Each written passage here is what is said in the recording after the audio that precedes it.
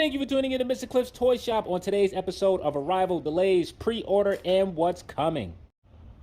So excuse the noisy background. There's a dog that has been barking excessively for multiple hours. There's also some outside noise. However, we're still going to push through. So for Arrivals, not a lot to talk about. Let's jump into them. So for Rebel Tech, we have the My Hero Academia Midoriya. I missed the first one that released. Looked like a fantastic figure. I heard positive things about it. It's on my list to get. However, with so many things dropping, I may have to wait on this item. Midoriya is retailing for $90. So for Storm Collectibles, we have Death Adder. Pretty excited to add this to my collection. Mine should be arriving tomorrow, which will be Wednesday. And I will absolutely be doing a review of this figure. If you're interested in getting him, this figure is retailing for $120. So for Hot Toys, we have the 501st Battalion Clone Trooper. My plan was to get several of these. It's still my plan. However, considering how fast Star Wars figures sell out for Hot Toys, not sure if I will actually be able to add 8 of these to my collection. If you're interested, there is a regular and a deluxe version. The deluxe version I think is retailing for $250 and the regular version for $230. Oops, almost forgot about this one. Storm Collectibles, Darkstalkers Dimitri. That has released, retailing for $90. I have already did a review of that figure if you're interested. And 3 Zeros has dropped their 1/6 scale Snake Eyes, another figure on my list, retailing for $150. I will have this in my hands before this year is out.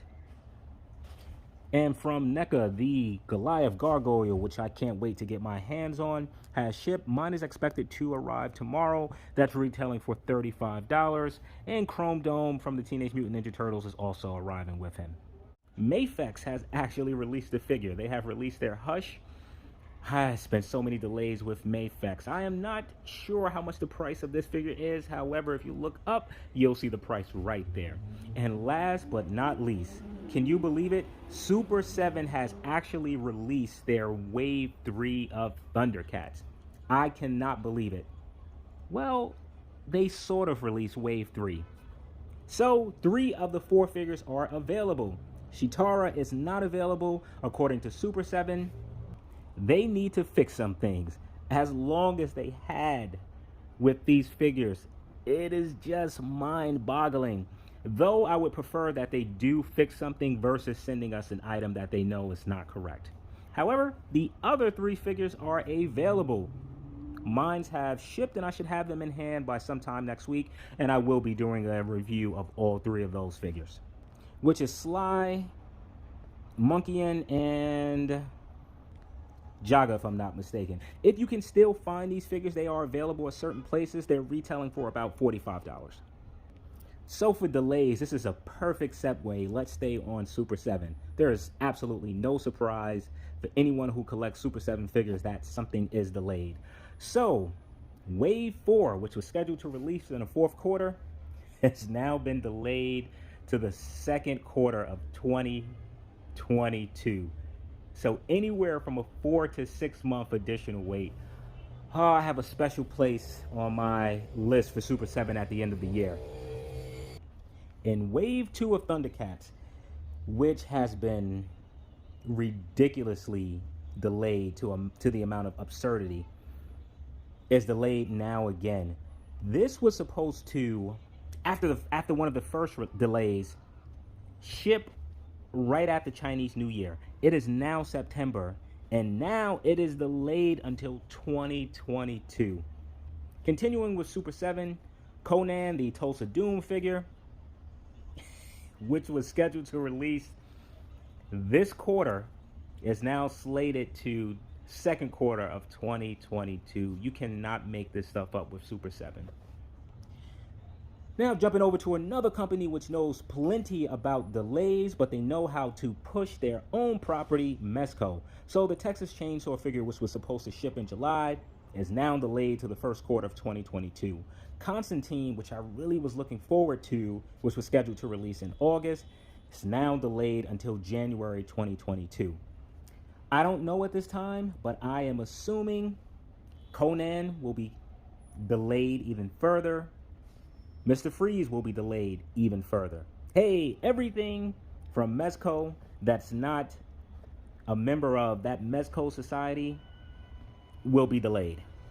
And from Storm Collectibles, from their Golden Axe line, Gilius and Tyrus Flare, which were scheduled to release in October, now have a small delay of either November or December, which is fine to me. I'm just hoping to have these figures in hand before the end of the year so I could just go ahead and get them out of the way.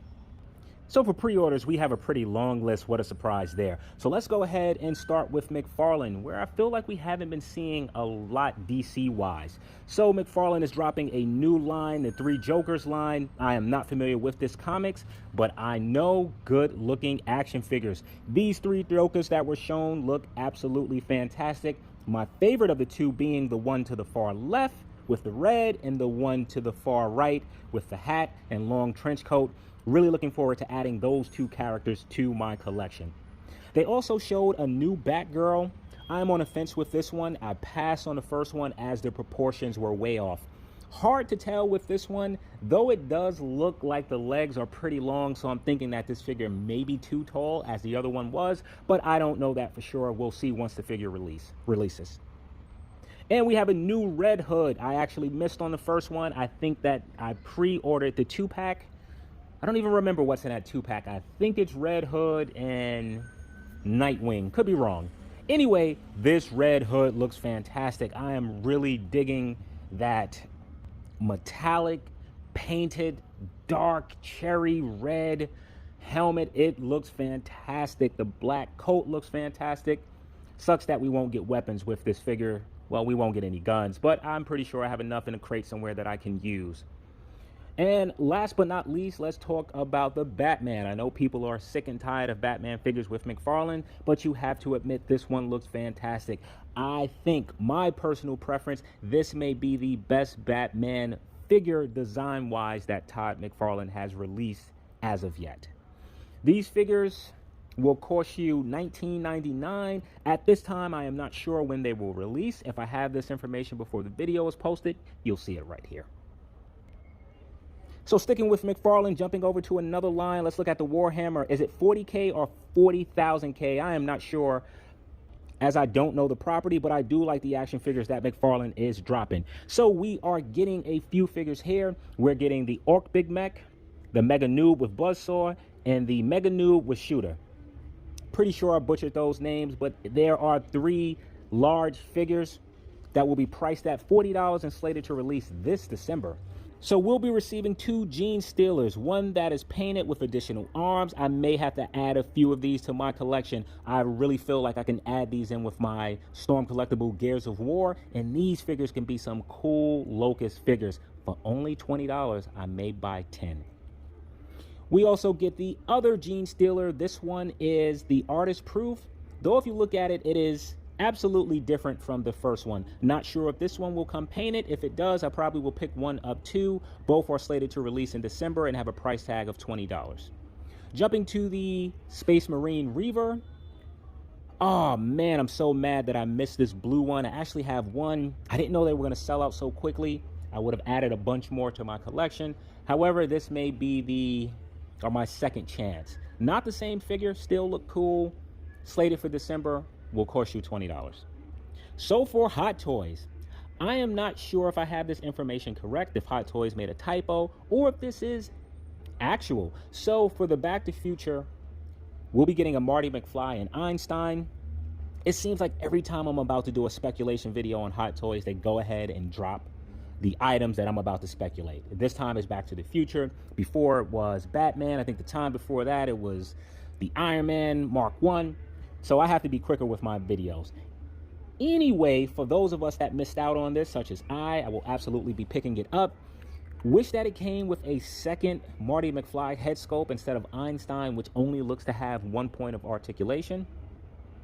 This figure will cost you $285.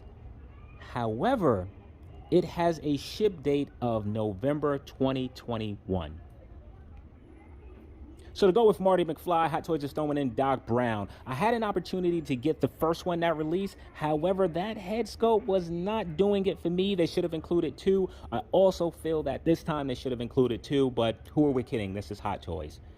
So instead of getting 2 head sculpts, we get a standard and a deluxe release. The deluxe release will come with plutonium, which is fantastic. However, I would trade that for an alternative head sculpt. This figure will cost you $290. However, it is slated to drop first quarter of 2023. So that's not it. Jumping to Back to the Future 3, we get a Marty McFly figure. I am passing on this. I do not need a cowboy Marty McFly. However, if you are interested, it will be retailing for $270 and is also slated for the first quarter of 2023. To go along with this Marty McFly, you also get a Doc Brown, priced at $270. I think we should have got this head sculpt to go with the addition that I just mentioned. Look, no new sculpt, just included. This will cost you $270 and is slated to release first quarter of 2023. So for what's coming, we're going to go ahead and stick with Hot Toys. So Hot Toys showed a promotional image of Carnage from the movie Venom, Let There Be Carnage. I haven't watched the trailer yet, so I don't know what Carnage looks like in the movie or if they even completely showed him in the trailer. I am keeping in mind that this may be my only opportunity to get a 1/6 scale Carnage figure from Hot Toys, at least an official one. So for that, I am considering picking it up. Right now, no pricing details, no releases, nor full images of this figure. Moving over to Super 7, they seem to have been hitting almost every category in this video. We get the Super 7 Wave 6 of Teenage Mutant Ninja Turtles. So we get a sewer surfing Michelangelo, a Slash figure, Ace Duck, or at least that's what I call him, a Mauser 5-pack, and this guy, which I absolutely don't remember. So I will be cherry picking my Super 7 figures. Why, you ask? Cost isn't a factor, though functionality is a factor and the delays are a factor. So I have to admit, these figures do look really cool. More than likely, I will pick up that Michelangelo. I'm leaning on picking up that Slash. The Mausers, absolutely. Where is NECA with their Mausers? So I'll probably pick up 2, if not 3 of these. Now, the Ace Duck, which, if you would have asked me, it was no way I was going to pick up this figure. I'll get the NECA one, and that would have been enough for me. This head sculpt, that one right there, oh, it's luring me in. But do I want to spend $55 just for a head sculpt? I kind of think that I do. And for this figure right here, this would be an easy pass, except it reminds me of SWAT Cats. And I really like SWAT Cats. I don't have any figures of SWAT Cats. This may be my SWAT Cat figure, even though it's clearly not a figure of SWAT Cats.